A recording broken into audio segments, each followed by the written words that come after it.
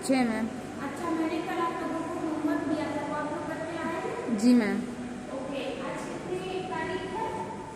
Ma'am 29 तारीख है। 5। Sorry ma'am 5 तारीख है, भूल गए थे।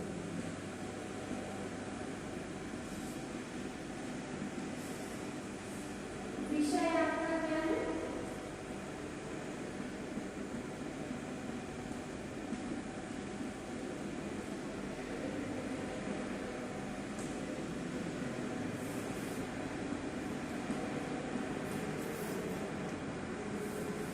विषय आपका है सामाजिक विज्ञान।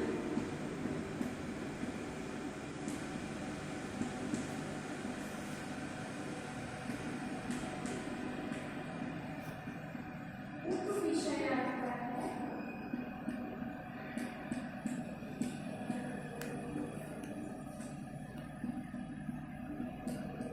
नागरिक शास्त्र।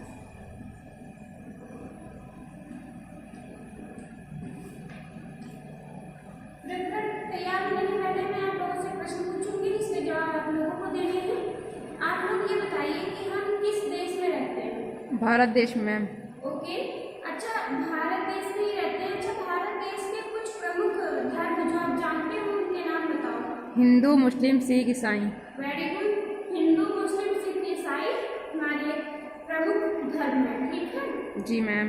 अच्छा, हिंदू, मुस्लिम, सिख, ईसाई ये चारों अलग अलग धर्म होने के बावजूद इन धर्मों के लोग आपस में किस तरह रहते हैं?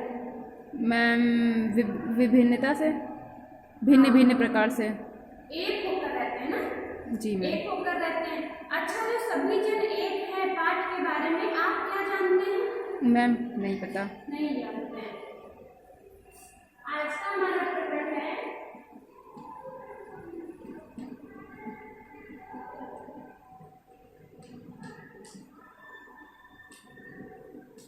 सभी जन एक है, ठीक है? तो ओके आज मैम। हम पढ़ेंगे सभी जन एक है के बारे में, ठीक है? ये हमारे पाठ का नाम है, ये हमारा प्रकरण है। तो जैसा कि हम सब जानते हैं कि और आपकी क्लास जो है वो 1 है, नहीं 6 है। वह बात करता है जब आपका सेकंड है और आपकी 35 है, ठीक है? जी मैम। तो जैसा कि हम सब जानते हैं कि जिस प्रकार बेला, गुलाब, फूल, चंपा और चमेली जैसे अलग अलग रंग रूप वाले खुशबू वाले फूल एक साथ गूंथकर एक सुंदर सी माला बनाते हैं, उसी प्रकार हमारे देश के विभिन्न धर्मों, जातियों, रंग रूप, पहनावा एवं संस्कृतियों के लोगों से हमारा समाज बना है, ठीक है? जिस प्रकार विभिन्न प्रकार के फूलों से एक सुंदर सी माला तैयार होती है, उसी तरीके से विभिन्न प्रकार की वेशभूषा, विभिन्न प्रकार के धर्मों से हमारा देश जो है विभिन्न प्रकार की संस्कृतियों से मिलकर हमारे देश का निर्माण हुआ है, ठीक है?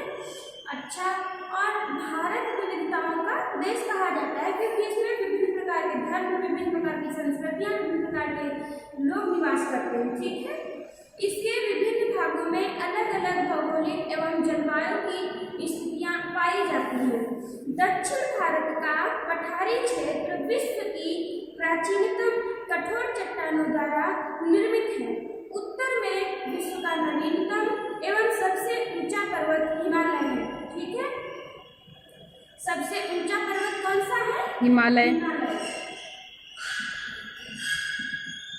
ठीक है, विश्व सबसे ऊंचा पर्वत कौन सा है? हिमालय। Okay ma'am. ऊंचा पर्वत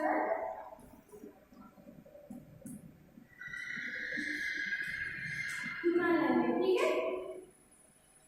और भारत में एक और जहां चेरापूंजी और मासीराम जैसे अत्यधिक वर्षा वाले भाग हैं, वहीं पश्चिम राजस्थान जैसे शुष्क मरुस्थलीय प्रदेश भी हैं, ठीक है? संसार के विभिन्न भागों में रहने वाले लोगों का खान पान, रहन सहन, पहनावा, बोली आदि एक दूसरे से भिन्न जरूर है, लेकिन इन सबको एक एकता में बांध रखता है, ठीक है? समय समय पर विश्व के विभिन्न भागों में लोग भारत आते रहते हैं और वहाँ स्थायी रूप से बस गए हैं। इन लोगों के साथ नए धर्म, नई जाति, नए रिवाज, नई भाषाएं आदि आती रही हैं, जिससे भारत की संस्कृति में विशिष्टता या विविधता आई है। ठीक है। अच्छा, अनेक बोलियां हमारे समाज में जो है विभिन्न प्रकार की बोलियां हिंदू, मुस्लिम, सिख, ईसाई, पारसी, जैन, बौद्ध और अन्य समुदाय एक साथ मिलजुल कर ही रहते हैं। ऐसा कहा जाता है कि हमारे देश में 200 से 250 किलोमीटर के बाद बोली, रहन सहन, रीति रिवाज और रीति रिवाजों में अंतर हो जाता है। देश में लगभग 225 भाषाएं बोली जाती हैं। कितनी? 225। देश में लगभग 225 भाषाएं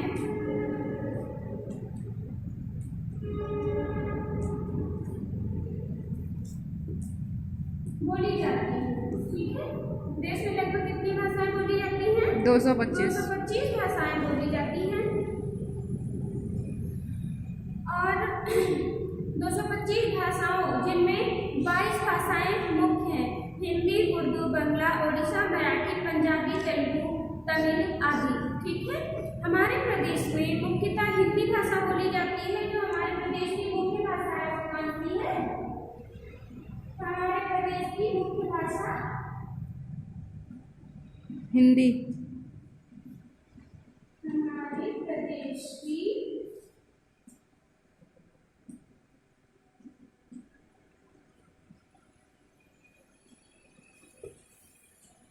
मुख्य भाषा हिंदी है। ठीक है। ये बहुत इंपॉर्टेंट पॉइंट है जो आप लोगों को साथ में उतारते चलना है। ठीक है? Okay ma'am. तो हमारे देश की जो मुख्य भाषा है वो कौन सी है? हिंदी। हिंदी है। ठीक है। अच्छा, हमारे देश की मुख्यतः जो भाषा है वो हिंदी है। यहाँ अवधी, भोजपुरी, ब्रज, बुंदेलखंडी आदि आंचलिक बोलियां भी बोली जाती हैं। जब हम देश के एक भाग से दूसरे भाग में जाते हैं या प्रवेश करते हैं तो भाषा की विविधता चेंजिंग आ जाती है। भाषा में बदलाव आ जाता है। ठीक है। और कहा जाता है कि दूसरी तरफ इन अलग अलग भाषाओं में लिखा गया साहित्य हमारे देश की साहित्य समृद्धि को भी बढ़ाता है। ठीक है। अब जो विविध प्रकार के त्योहार होते हैं वो कौन कौन से हैं? जैसे इसमें कविता भी बनी है। कौन सा? हिंद देश के निवासी सभी जन एक हैं, रंग रूप वेश भाषा चाहे अनेक हैं। विभिन्न प्रकार की क्या है? इसमें जो है कविता भी बनी है। कौन सी? कि हिंद देश के निवासी जो हिंद देश में निवास करते हैं वो सभी जन एक हैं, रंग उनका अलग है, रूप अलग है, वेश भाषा सब कुछ अलग है, लेकिन सभी अनेक होते हुए भी क्या है? एक है। बेला, गुलाब, जूही, चंपा, चमेली, प्यारे प्यारे फूल गुथे माला में एक है। जिस प्रकार विभिन्न प्रकार के फूलों से एक माला सुंदर से तैयार होती है, उसी प्रकार से प्यारे प्यारे फूलों से एक माला तैयार होती है। कोयल की एक न्यारी, पपीहे की टेर प्यारी, गा रही तराना बुलबुल, सब मगर एक है। मतलब सब अलग अलग प्रकार के लोग हैं लेकिन सभी मिला के फिर भी वो एक ही कहे जाते हैं। ठीक है। जी मैम। फिर क्या है? आप विविध प्रकार के त्योहार है। हमारे देश में जो त्योहारों का मेन है वो भी बहुत विभिन्न प्रकार का है। ठीक है। विभिन्न प्रकार के सॉरी मैम।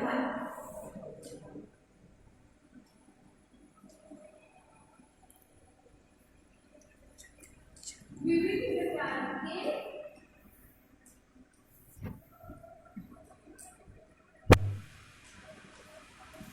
त्योहार। ठीक है। कौन कौन से हैं? किसी को पता है विभिन्न प्रकार के त्योहारों में कौन कौन से? मैम दिवाली है, होली है, दशहरा है, होली है, ईद है, क्रिसमस है। ठीक है। लोहड़ी है। ये सब क्या है? विभिन्न प्रकार के त्योहार हैं। अब जैसे जो बैसाखी है वो कहाँ की है? पंजाब की।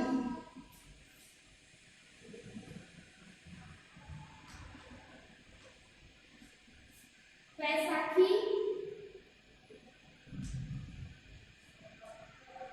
पंजाब की है, ठीक है। बैसाखी हो गई आपकी पंजाब की।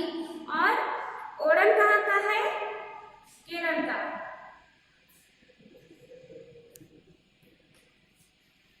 ओणम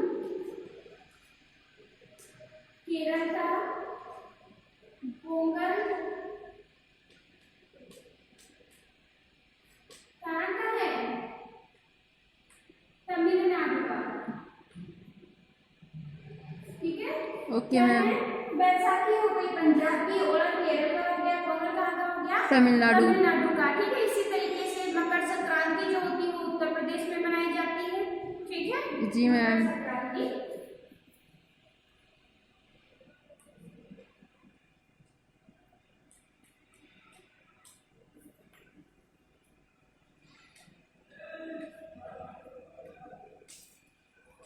ये विभिन्न प्रकार के त्योहार हो गए और विभिन्न प्रकार के जो है अलग अलग नाम हो गए। विभिन्न प्रकार की जगहों में अलग अलग प्रकार के जो है त्योहार मनाए जाते हैं, ठीक है।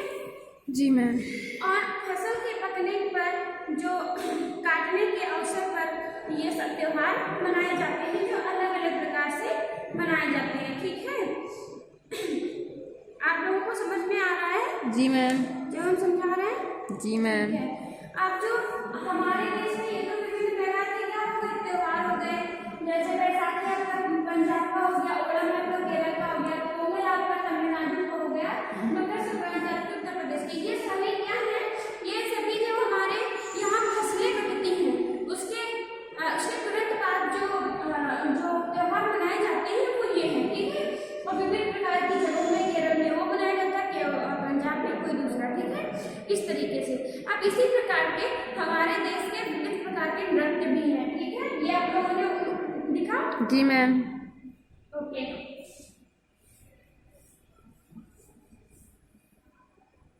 अब जो विभिन्न प्रकार के नृत्य हैं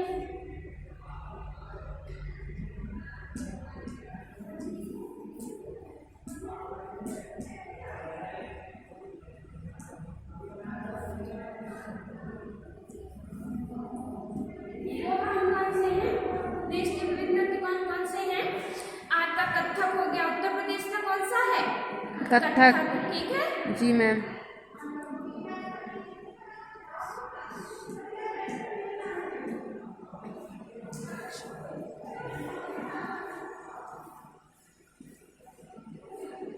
उत्तर प्रदेश का तो जो नृत्य हो गया वो कथक हो गया। अच्छा ये बताओ कि तमिलनाडु का कौन सा है? भरतनाट्यम। भरतनाट्यम। भरतनाट्यम। भरतनाट्यम।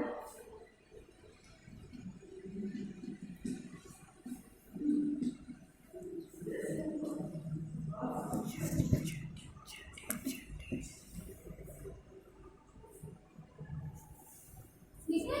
भरतनाट्यम कहाँ का हो गया? तमिलनाडु। तमिलनाडु का हो गया, ठीक है। अच्छा उड़ीसा का कौन सा है? ओडिसी। ओडिसी। उड़ीसा का नृत्य है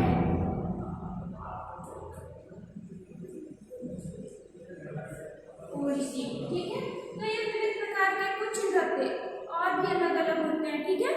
तो इन नृत्यों की अपनी अलग निर्धारित पोशाकें एवं शैली होती है, ठीक है। शैली तथा मुद्राएं होती हैं और ये सारे नृत्य भारतीय पौराणिक कथाओं पर आधारित हैं। सारे नृत्य किस पर आधारित हैं? भारतीय पौराणिक कथाओं पर आधारित है। अब पहनावे में भी हमारे देश में विविधता आती है, ठीक है। विभिन्न प्रकार के देशों में मतलब हमारे देश में विभिन्न प्रकार के पहनावे भी पहने जाते हैं। हमारे देश के विभिन्न भागों में पहनावे की भी विविधता दिखाई देती है। साड़ी और धोती अनेक स्थानों पर पहने जाते हैं लेकिन उनके पहनने का ढंग बदल दिया जाता है। पहनावों का संबंध उस क्षेत्र की जलवायु से भी होता है। कश्मीर में पहने जाने वाला फिरन जाड़े से बचाता है। जो फिरन पहना जाता है कश्मीर में वो लोगों को जाड़ों से बचाता है, ठंड से बचाता है।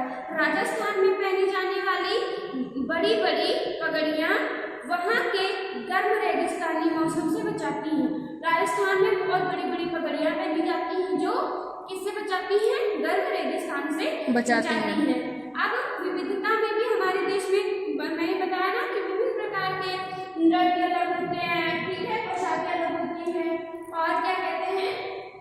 त्योहार अलग होते हैं, सब कुछ अलग होते हैं, हमारा देश क्या कहा जाता है? एक है। देश होता है, ठीक है। हमारे देश में एकात्मक देश कहा जाता है, ठीक है। अब हमारे समाज की विविध चिंताएं कौन कौन सी है? हमारे समाज में जाति के आधार पर भेदभाव देखने को मिलता है, जी मैम। हमारे समाज में जहाँ पर मतलब एकता देखने को मिलती है, वहीं पर कुछ कुरीतियां भी हैं। कौन कौन सी? कि हमारे भेदभाव समाज में होता है। सबसे बड़ी कुरीति है कि लोगों में भेदभाव। अब किसमें भेदभाव होता है? लड़के लड़कियों में सबसे ज्यादा भेदभाव किया जाता है, ठीक है। जी मैम। तो निम्न समझी जाने वाली जातियां व उनके अधिकार दिलाने के लिए महात्मा गांधी, ज्योतिबा फुले एवं डॉक्टर भीमराव रामजी अंबेडकर जैसी महान विभूतियों ने महत्वपूर्ण योगदान दिया है। हमारे देश की स्वतंत्रता के बाद संविधान बनाते समय डॉक्टर भीमराव अंबेडकर ने अस्पृश्यता एवं छुआछूत मिटाने के लिए महत्वपूर्ण सुझाव दिए। छुआछूत को अब कानूनी रूप से समाप्त कर दिया गया है। जो छुआछूत का एक अलग वो था, विरोध था उसका, तो वो अब क्या कर दिया गया है? समाप्त कर दिया गया है। भारत में प्रत्येक नागरिक को क्या, ये आपने लिखा? जी मैम। अब क्या किया गया है?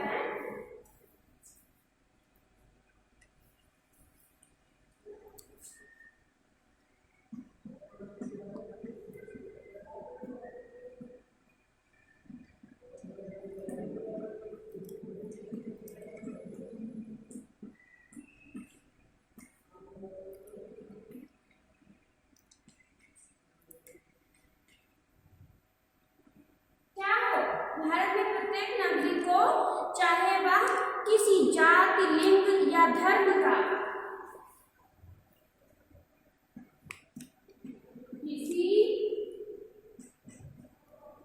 जाति, लिंग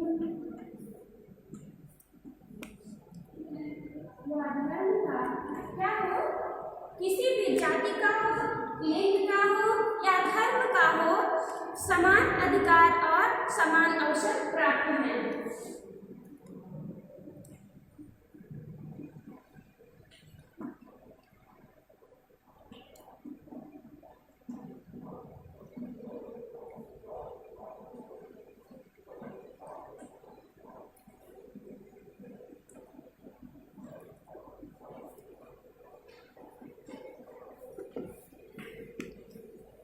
हमारे भारत में प्रत्येक नागरिक को, चाहे वह किसी भी जाति का हो, किसी भी धर्म का हो, किसी भी लिंग का हो या किसी भी प्रकार से विविध हो, अलग हो, ठीक है। जी मैम। विभिन्न प्रकार के सभी लोगों को समान अधिकार एवं समान अवसर प्रदान किए गए हैं, ठीक है। अच्छा, अब जो बाल अधिनियम है, बाल श्रम अधिनियम,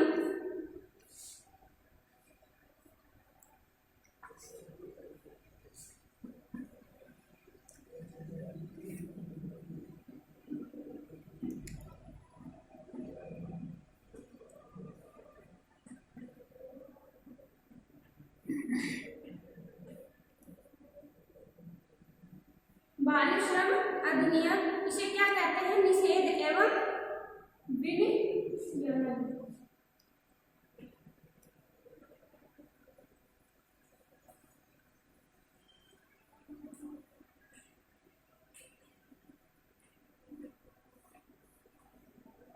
इसे क्या कहते हैं? निषेध एवं विनियमन, ठीक है। 1986 में लागू किया गया।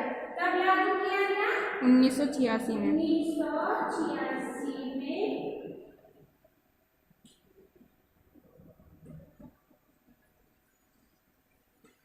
लागू किया गया। इसके लागू करने का जो प्रमुख उद्देश्य था, ये क्या था कि इसके तहत बाल मजदूरी को एक अपराध माना गया। इसके तहत क्या? बाल मजदूरी को इसके तहत बाल मजदूरी को गुनाह है। माना गया।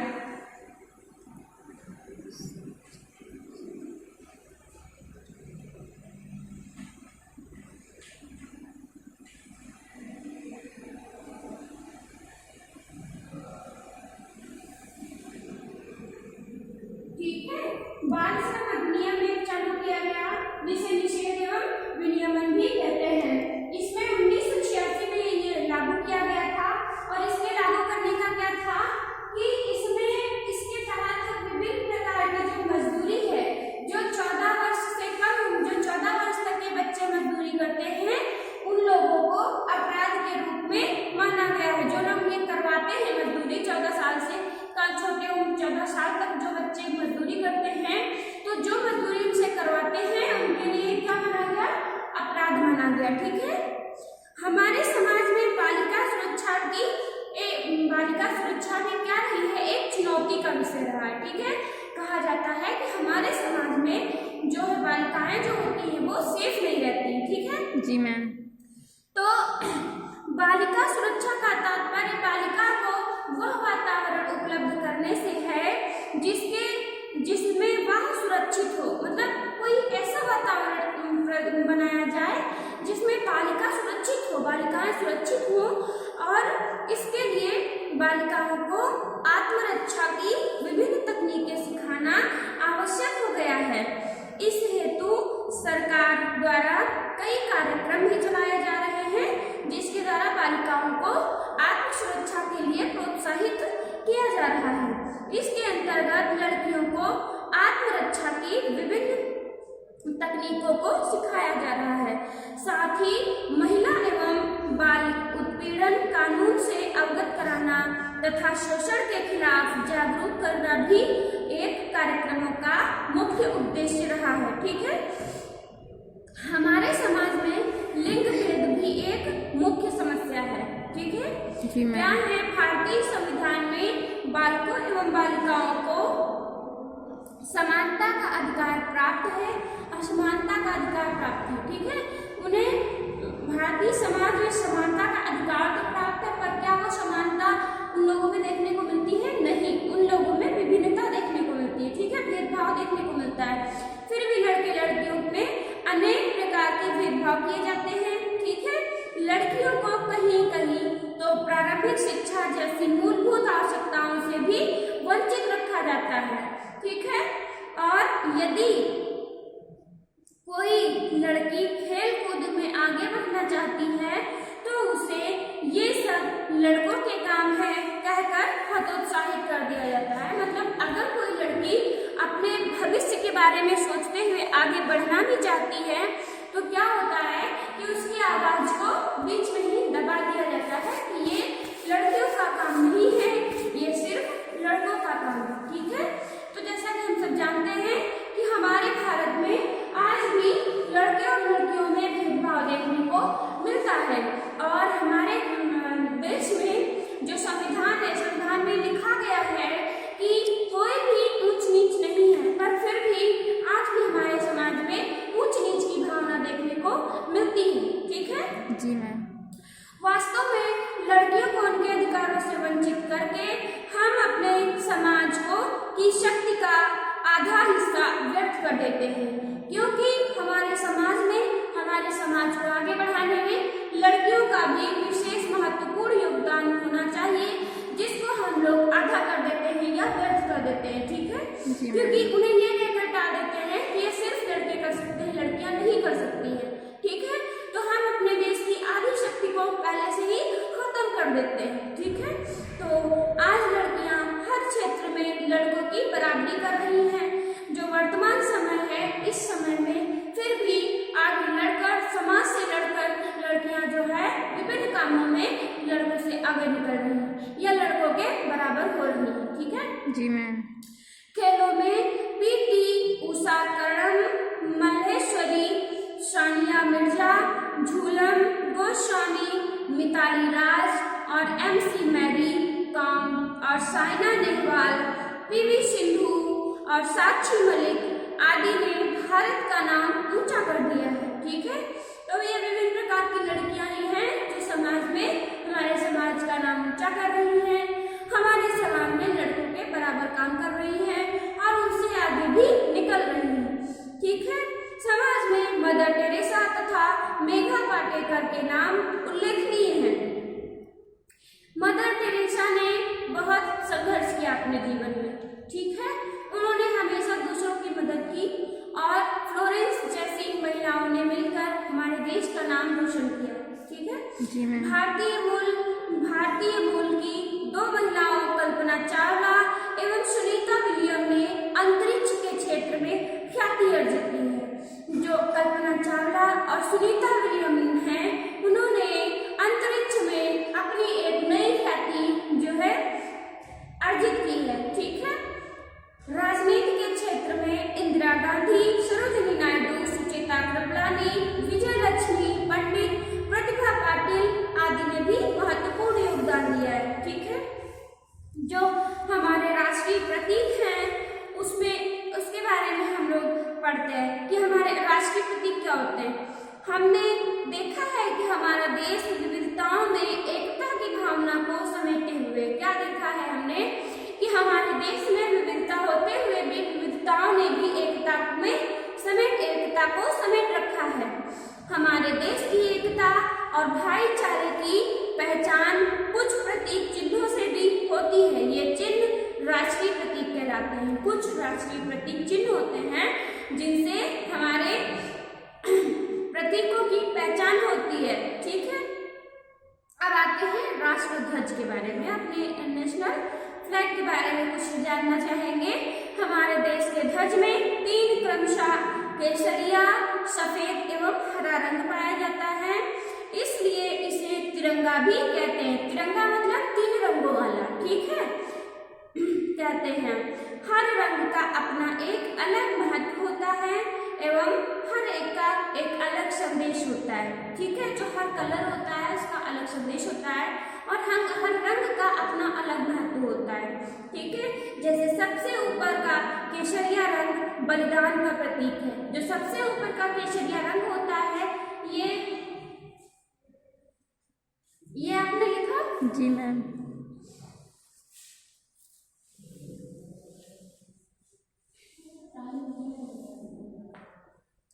27।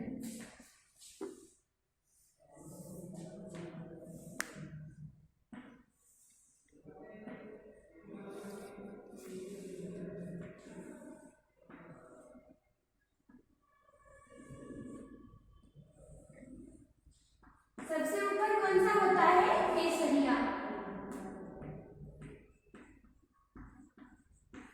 केसरिया ये किसका प्रतीक होता है? बलिदान का। केसरिया रंग किसका प्रतीक होता है? बलिदान का प्रतीक होता है। बीच में कौन सा रंग होता है? सफेद। बीच में सफेद होता है। सफेद किसका प्रतीक होता है? शांति का। बीच में सफेद होता है, ये प्रतीक होता है शांति का। और सबसे नीचे कौन सा होता है? ग्रीन। हरा रंग। हरा रंग किसका प्रतीक होता है? हरियाली का। हमारे देश की हरियाली का हरा रंग हरियाली का प्रतीक होता है। ठीक है जी मैम।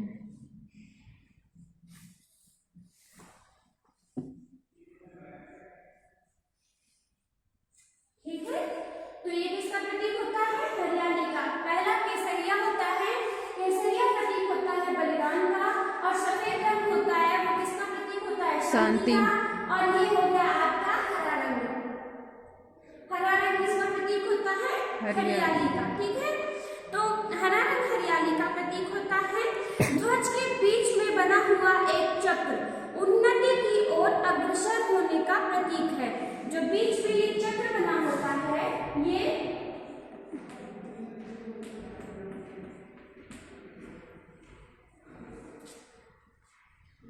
किसका प्रतीक होता है? उन्नति की ओर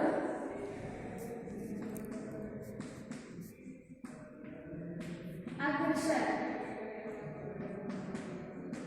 होने का, ये उन्नति की ओर अग्रसर होने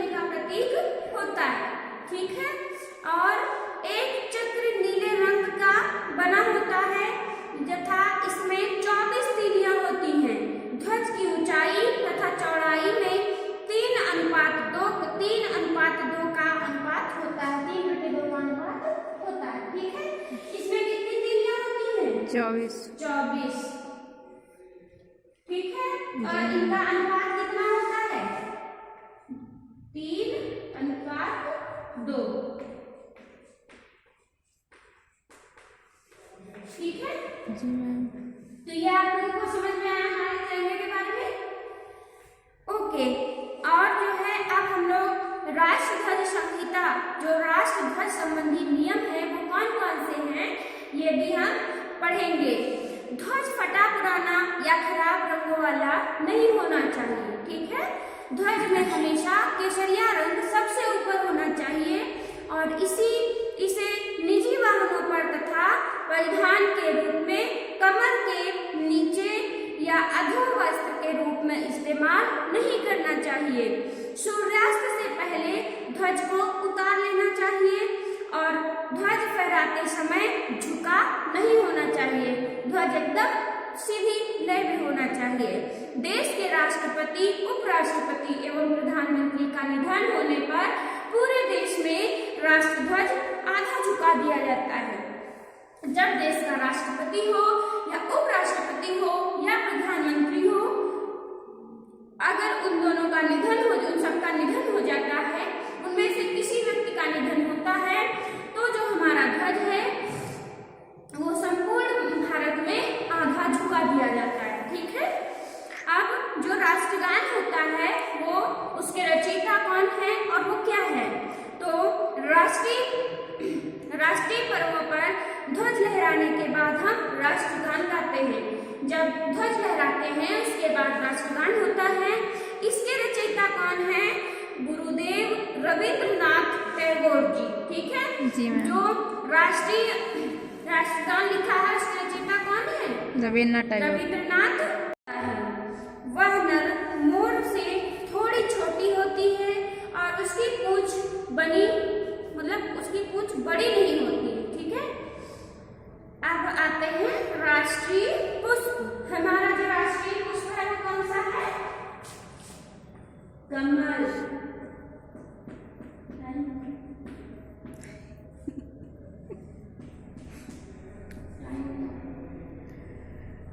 34 नहीं 33। राष्ट्रीय पुष्प कौन सा है? कमल है। राज्य चिन्ह कौन सा है? कौन सा है? अशोक। भारत का राज्य चिन्ह सारनाथ के स्थित अशोक स्तंभ से लिया गया है। राज्य चिन्ह में 4 सिंह हैं। ठीक है, जिसे सत्यमेव जयते कहते हैं। ठीक है जी मैम। ये हो गया। तो ये 33.40 हो गया। ये हो गया, समझ में आया सबको? जी मैम। ओके, तो ये आप लोगों ने लिख लिया है? मैम रुक जाइए थोड़ा। ओके,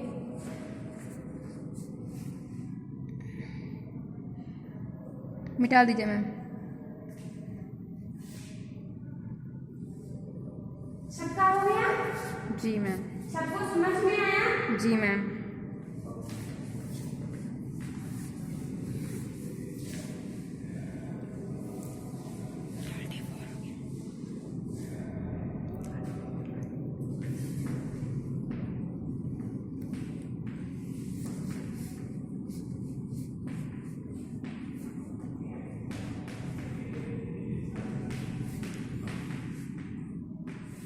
अब आपका आएगा ग्रह कार्य।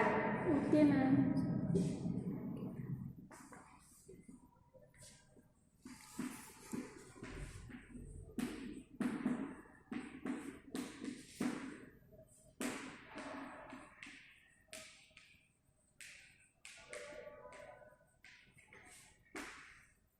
उत्तर प्रदेश एवं तमिलनाडु के पारंपरिक नृत्यों के नाम लिखा जाना है। Okay ma'am.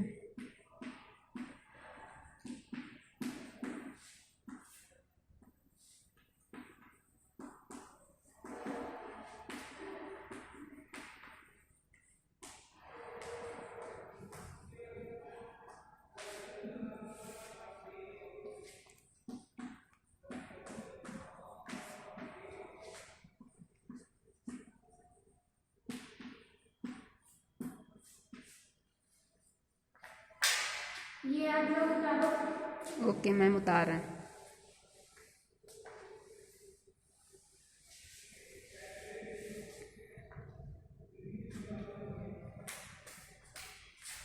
उत्तर प्रदेश एवं तमिलनाडु के पारंपरिक नृत्यों के नाम लिखकर लाना है। लिख लिया मैम। हो गया सबका? जी मैम। सबका हो गया? जी मैम।